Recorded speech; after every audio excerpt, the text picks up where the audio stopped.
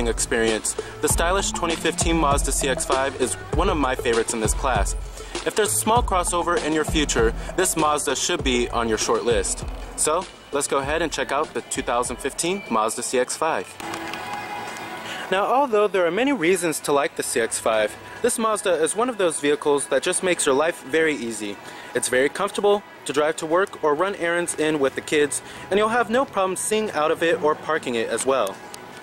Now, as far as styling goes on the vehicle, it has Mazda's new styling design language, and I quite like it a lot. And you'll see this design language on their Mazda 3 and their Mazda 6 as well. But it's one of the best looking cars in the class. Now, our CX-5 we have here is the Grand Touring trim, and it's pretty loaded. But here's the key fob design for the vehicle. Now, I do have a complaint with this key fob design. Well, I do like how it looks decently premium. It's just quite long, I have to say, as far as the length goes of it. It's pretty long. But you do have your lock, unlock, and then your panic button right here. And this is actually quite interesting. It has an exclamation mark. Usually it's a horn symbol. It's not an exclamation mark. So I found that pretty interesting. Now you also do have these pretty nice looking 19-inch alloy wheels. Now it is a white exterior with smart key access on the driver and passenger door, with a black leather interior with red contrast stitching on the seats. Power driver seat controls, power recline, and power lumbar as well. Now stepping on into the CX-5, it's pretty on par with the rest of the competition here. It has a pretty low step-in height, which is one of the benefits of getting a small crossover SUV, of course. But then looking at the whole interior design, as you can see, it's a very stylish and very high-quality design. Now you do have push-button ignition, of course. Just put your foot on the brake, hit the button to start.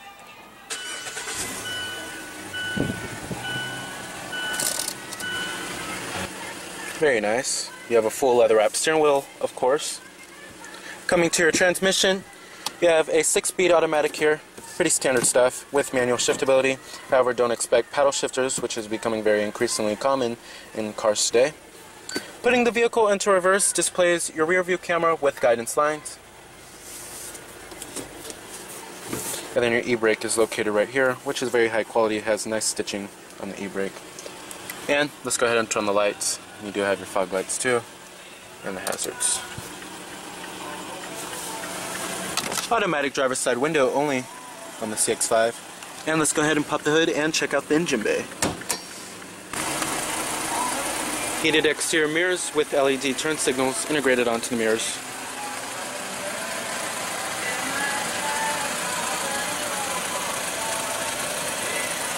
Now optional, you can get HID headlights, but this one has halogen projector beam headlights with your halogen fogs as well.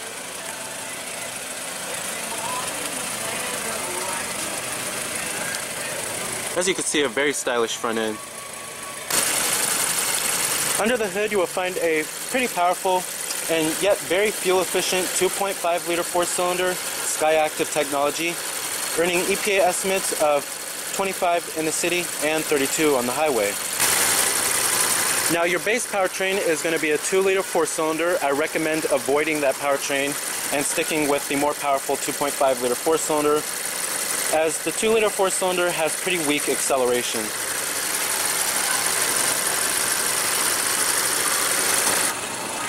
Now pricing of the CX-5 starts at $21,545 for the sport model. And then you have the Touring trim, which starts at $24,965. And then the Grand Touring, like how we have here, which starts at $27,970. Now competitors of the CX-5 range from the Toyota RAV4, Ford Escape, Nissan Rogue, the Honda CR-V. It's a very competitive class. Coming to the rear, you also have a pretty stylish rear end with the taillights swooping in. You also do have dual exhaust tips, a rear window wiper, and a rear window defroster as well. And a rear spoiler at the top.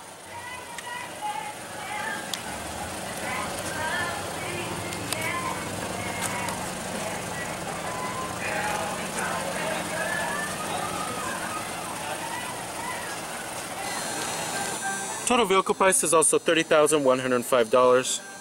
And then your EPA estimates, like I said, are 25 in the city and 32 on the highway. But the MSRP is $27,970. The power windows, door locks, and your power mirrors, of course. And you have a nice soft touch armrest and soft to the touch on the mid door panel and upper door panel as well, which are the most important places. And let's go ahead and rev up the CX-5 and see how this baby sounds.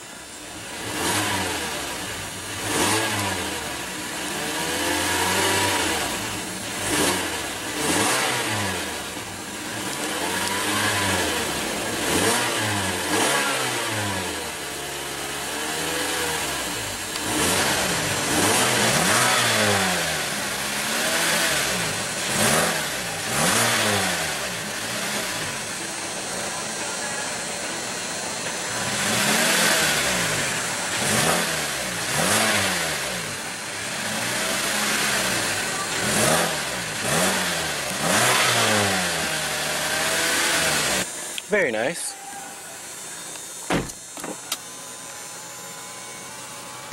Now, build quality and materials is one of the best in the class. Materials are exquisite throughout the entire cabin. Like I said, all of this is soft to the touch.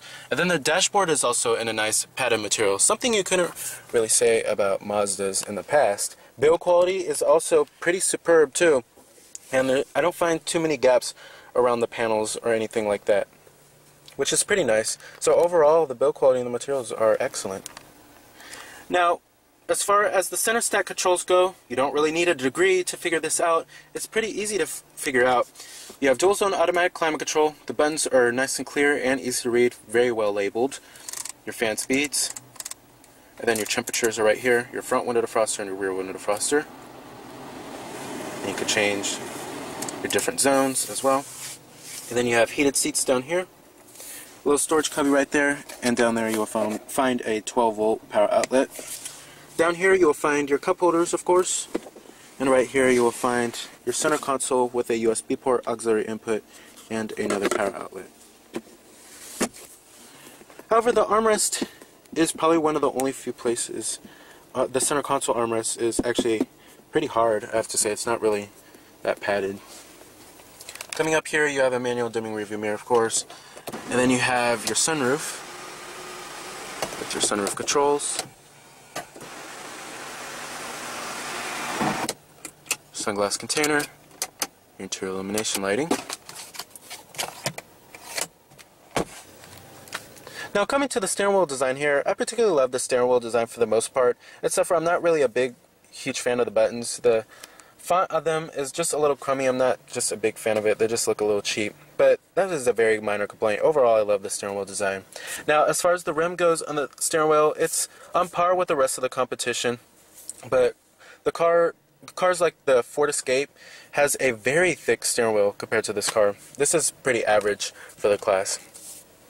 But the steering wheel does have a pretty confident feeling, especially when you're going around those twisty corners. The CX-5 is definitely one of the most fun to drive vehicles in the class.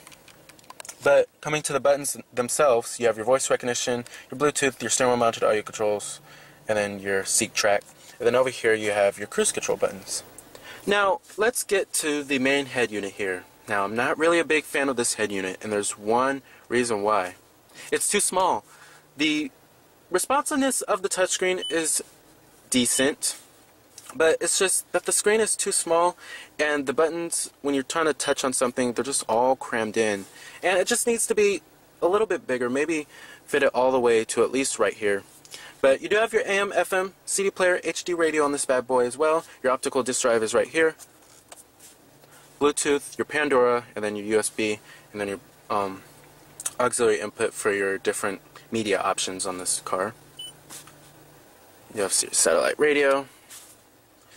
Here's all your setup, like the brightness of the screen. And then you also do have a navigation system as well. And then here's your phone. And the phone function is only available if you have a phone connection, of course. Bluetooth setup.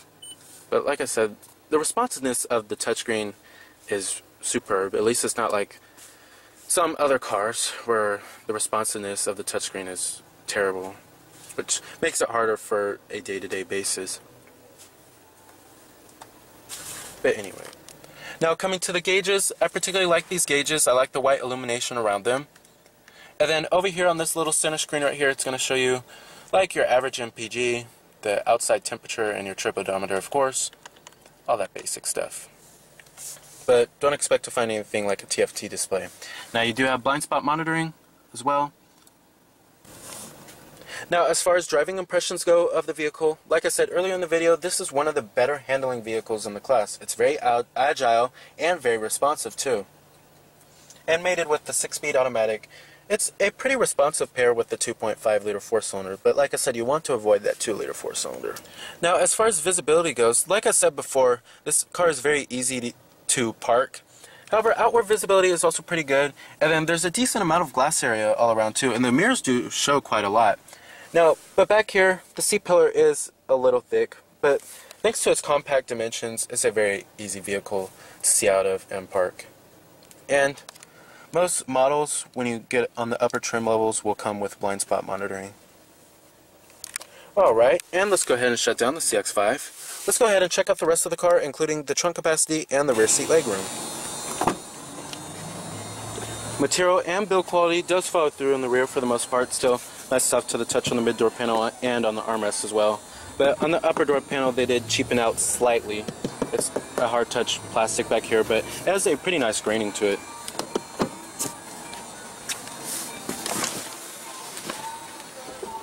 Now sitting back here, the rear seats don't recline. Some other cars in this class, the rear seats recline. But however, I do have a decent amount of room. I have the driving position to where I would be. I'm about 5'11", and I have a little bit of room to spare. It's not as roomy as, say, a Honda CR-V, but it's much, much better than the Ford Escape I just tested out the other day. Now coming right here, you have your cup holders with your armrest, of course. The seats are also very comfortable, just like the front ones. A decent amount of thigh support, and a decent amount of side bolstering, too, for some rear seats. Now, the Ford Escape I tested out the other day. This is much better back here. I'm much more comfortable back here compared to the Ford Escape. And I have a decent amount of room as well. The only complaint I have about back here is that the rear seats don't recline. But a lot of vehicles in this class, the rear seats don't recline. Alrighty. And you do have dual map pockets too. Now the rear seats do fold down to maximize cargo room by pulling these little levers on the side right here. You do have a cargo cover as well. Trunk capacity is pretty on par with the rest of the competition.